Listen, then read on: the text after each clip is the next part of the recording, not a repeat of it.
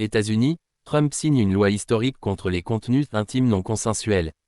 Dans un climat numérique où la vie privée se heurte aux excès de la viralité, les États-Unis viennent de franchir un cap décisif.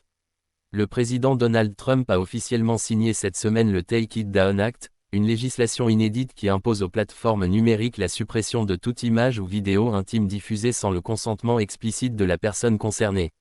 Une réponse attendue à une crise moderne. Ce nouveau texte législatif s'attaque frontalement à un fléau numérique en pleine expansion, la diffusion de contenus à caractère sexuel sans autorisation, souvent appelé « revenge porn ». L'enjeu va désormais bien au-delà du simple harcèlement en ligne, il inclut les contenus générés par intelligence artificielle, comme les deepfakes, rendant floue la frontière entre réel et fiction. Ce n'est plus une question de morale, mais de dignité humaine, a déclaré Melania Trump lors de la cérémonie de promulgation, rappelant son engagement à travers la campagne Be Best. Le président, de son côté, a salué un « outil fort contre l'humiliation publique à l'ère numérique ». Ce que prévoit la loi. Le Take It Down Act oblige toute plateforme hébergeant du contenu généré par les utilisateurs comme X, Instagram, Reddit ou OnlyFans, à retirer dans un délai de 48 heures tout contenu signalé comme intime et non consenti. La victime n'a pas approuvé l'origine du contenu, une déclaration sous serment suffit pour déclencher la procédure.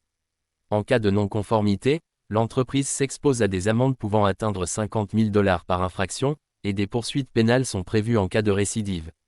Soutien et inquiétude. Le texte a obtenu un rare consensus bipartisan, et des géants comme Google, Meta et Microsoft ont salué l'initiative, y voyant un pas nécessaire vers un Internet plus sûr. Mais plusieurs associations de défense des droits numériques, dont l'Electronic Frontier Foundation, EFF, mettent en garde contre le risque de surcensure. Il faut s'assurer que ces mécanismes ne soient pas utilisés pour faire disparaître des contenus légitimes, comme des œuvres artistiques ou des publications à valeur journalistique, estime David Green, conseiller à l'EFF. Une loi à l'image de son époque. Avec cette loi, les États-Unis amorcent un virage dans la régulation d'un web devenu terrain d'impunité pour les abus numériques. Elle marque aussi un signal fort à l'international, celui d'une puissance technologique qui prend désormais au sérieux les droits des victimes dans la sphère virtuelle.